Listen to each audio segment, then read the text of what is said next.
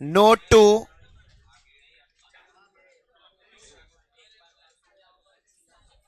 allowances. Note to allowances. Write down. Allowances are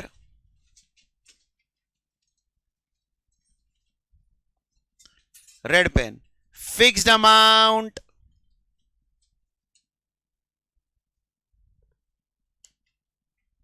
normal pen से received on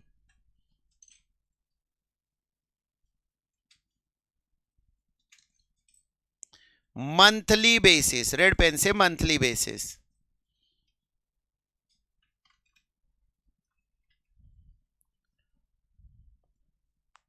for the normal pen से लिखकर आगे red pen से expenses. Allowances are fixed amount received on monthly basis for the expenses. अब exactly इसका मतलब समझो. मैं मेरे ऊपर एग्जांपल लेकर आपको एक्सप्लेन कर रहा हूं. Assume my basic salary is 50,000 per month. हर महीने मुझे कितना पगार मिलेगा? 50,000. मैं घर से यहां पर ट्रेवल कर रहा हूं, ऑफिस से फिर वापस घर जाऊंगा. ट्रेवलिंग मेरे लिए क्या है? एक्सपेंस. बच्चों मैं ये एक्सपेंस कर सकूं इसलिए मुझे पीडीएलसी हर महीने एक फिक्स्ड अमाउंट दे रहा है. Assume 5,000 for travelling purpose. मतलब पगार तो 50,000 मिलेगा प्लस 5,000 हर महीना, 5,000 per month, 5,000 per month for travelling purpose. That type of benefit if provided by PDLC it is known as allowances. दूसरा एग्जांपल देता हूं. बच्चों मैं भाड़े के घर में रह रहा हूं. I am paying rent. For me rent is an expense. मैं ये खर्चा कर सकूं इसलिए पीडीएलसी मेरा एम्प्लॉयर मुझे हर महीने 15,000 अलग से दे रहा है. पगार नहीं दे रहा है क्या? दे रहा है. कितना? 50,000 प्लस खर्चों के लिए अलग से पैसे. Such type of benefit is known as. और ये जो अलावेंस मैंने अभी एग्जांपल दिया रेंट के लिए, इसको कहते हैं हाउस रेंट अलावेंस. इसे क्या कहते हैं? House rent allowance. Another example. मेरे बच्चे, मैं उनको पढ़ा रहा हूं. पढ़ाने लिखाने का, कॉलेज वगैरह, क्लासेस वगैरह, ट्यूशन वगैरह जाने का खर्चा होगा. For me that is an expense. मैं मेरे बच्चों को पढ़ा सकूं इसलिए पीडीएलसी हर महीने मुझे अलग से 10,000 रुपए दे रहा है. पगार नहीं दे रहा है क्या? दे रहा है. बेसिक सैलरी 50,000 प्लस बच्चों के एजुकेशन के लिए अलग से पैसे. Children education allowance. मेरे घर पे कोई बीमार हो गया, मेडिकल एक्सपेंसेस आ गए, मैं वो एक मेडिकल एक्सपेंसेस कर सकूं इसलिए अलग से पैसा मिला, मेडिकल अलावेंस. लंच करने के लिए पैसा मिला, लंच अलावेंस. टेलीफोन बिल भरने के लिए पैसा मिला, टेलीफोन अलावेंस. ऐसे खर्चों के लिए कंपनी पैसे देती है. फिक्स अमाउंट, हर महीने एक फिक्स अमाउंट मिलेगा. किस पर्पस के लिए? एक्सपेंस करने के लिए. Such type of benefit is known as allowances. अब तुम्हारे माइंड में आ रहा होगा कि सर ये सारा बेनिफिट एम्प्लॉयर क्यों देगा? देखो, अच्छा एम्प्लॉय अगर मुझे रिटेन करना है ना, तो मुझे एम्प्लॉय को कहीं ना कहीं अच्छी फैसिलिटीज देनी पड़ेगी. इमेजिन करो you are a chartered accountant. तुम भी जब कोई कंपनी ज्वाइन करोगे तो क्या देखोगे कि पगार तो सारी कंपनी दे रही है, एक्स्ट्रा बेनिफिट मुझे कौन सी ऑर्गेनाइजेशन दे रही है. बेसिक सैलरी तो हर एक एम्प्लॉयर दे रहा है यार. तो अगर कोई कंपनी तेरे को बोले कि पगार इतना दूंगा प्लस तेरे ट्रेवलिंग के लिए इतना पैसा अलग से दे दूंगा, तो तेरे को बेनिफिट लग रहा है? यस और नो? सो ये सारा बेनिफिट एम्प्लॉयर अपने एम्प्लॉय को देता है सो दैट अच्छे एम्प्लॉय को वो रिटेन कर सके. हम पर मेहरबानी नहीं कर रहा है. सिंस हमसे अच्छी सर्विस चाहिए तो हमें अच्छी फैसिलिटी दे रहा है. अब ये जितने भी अलावेंसेज होंगे इनमें से कुछ अलावेंस गवर्नमेंट एग्जेम्प्ट करती है. मतलब गवर्नमेंट को जो लगता है कि ये अलावेंस अपने एम्प्लॉयज को देना चाहिए, इट इज नेसेसरी, तो गवर्नमेंट उस अलावेंसेस को क्या कर रही है? एग्जेम्प्ट. बट ऐसे कोई भी अलावेंस अगर एम्प्लॉयर दे देगा तो सारे अलावेंस को गवर्नमेंट एग्जेम्प्ट नहीं करती.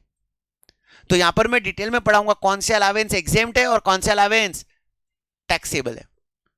डिटेल में हम जाएंगे जो अलावेंसेज एग्जेम्प्ट है, जो मैं क्लास में डिस्कस नहीं करूंगा, एग्जाम में आ गया तो वो टैक्सेबल कर देना।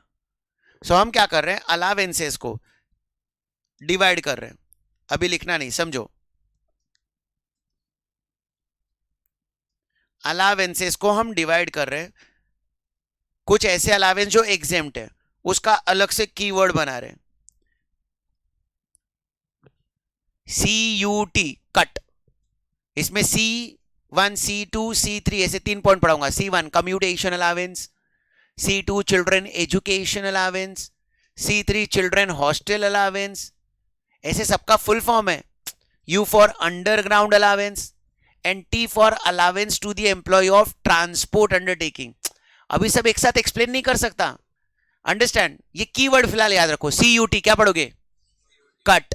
इसको क्या पढ़ोगे, कट। हमें ना बहुत सारे लॉज याद रखना है, तो कहीं ना कहीं लॉ याद रखने के लिए थोड़ा मुझे मेमोरी टेक्निक भी सिखाना पड़ेगा तुमको, तो इसके लिए कीवर्ड फॉर्म में याद करेंगे, CUT कट। फिर इसके बाद next TC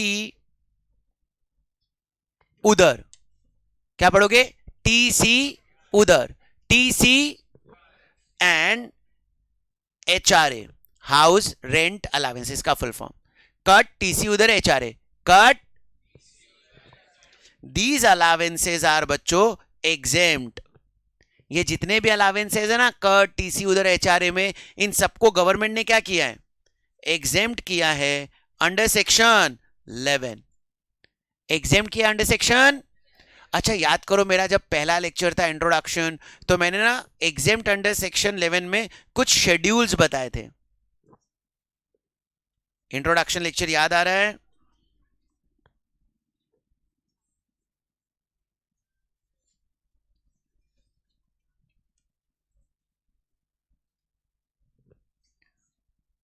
exempt under section, उसमें शेड्यूल 2, शेड्यूल 3, 4, 5, 6 अलग अलग एग्जेम्पशन अलग अलग शेड्यूल्स में दिए गए, और उस शेड्यूल में भी ना टेबल बनाया गया, टेबल। उस टेबल के अंदर 1, 2, 3 ऐसे पूरे लिस्ट बनाए गए। ऐसे ही अभी जो हम पढ़ रहे हैं, क्या अभी हम पढ़ रहे हैं, अलावेंसेस। इस अलावेंसेस में कट, TC उधर, HRA, they are exempt under the section number, but under schedule number 3 they are exempt under। अब शेड्यूल नंबर 3 में वो जो टेबल बना है ना, उस टेबल में नंबर 11, 12 और 13 पर ही आता है। सर ये याद रखना है ऐसा टेबल नंबर एक बार याद नहीं करोगे चल जाएगा, बट वो शेड्यूल 2 में आ रहा है या शेड्यूल या 4, या वो तो याद रखना पड़ेगा बच्चों। मैं आपको बता तो दूंगा ये कौन से टेबल के अंदर है, मतलब टेबल 1, 2, 3 में कहां पर आ रहा है, बट तुमको एग्जाम में मिनिमम इतना तो याद रखना है, exempt under section and schedule. So this cut, TC उधर, HRA कट, TC उधर, they are exempt। all remaining allowances are fully taxable। Example, वो एग्जाम्पल तब दे पाऊंगा जब मेरा कट, TC उधर, HRA खत्म होगा। आज तो तुम्हें कट, TC उधर, HRA का फुल फॉर्म ही नहीं मालूम है ना, उसमें बहुत सारे अलावेंस आ रहे हैं। एक बार पहले हम उस पर फोकस कर लेंगे, फिर रिमेनिंग अलावेंस पर जाएंगे। Is it clear? Right down allowances divided into 2 part.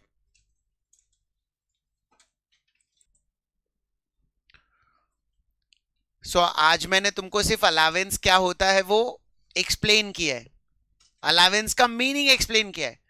Detail exempt और taxability we will discuss in the next class. Is it clear to everyone?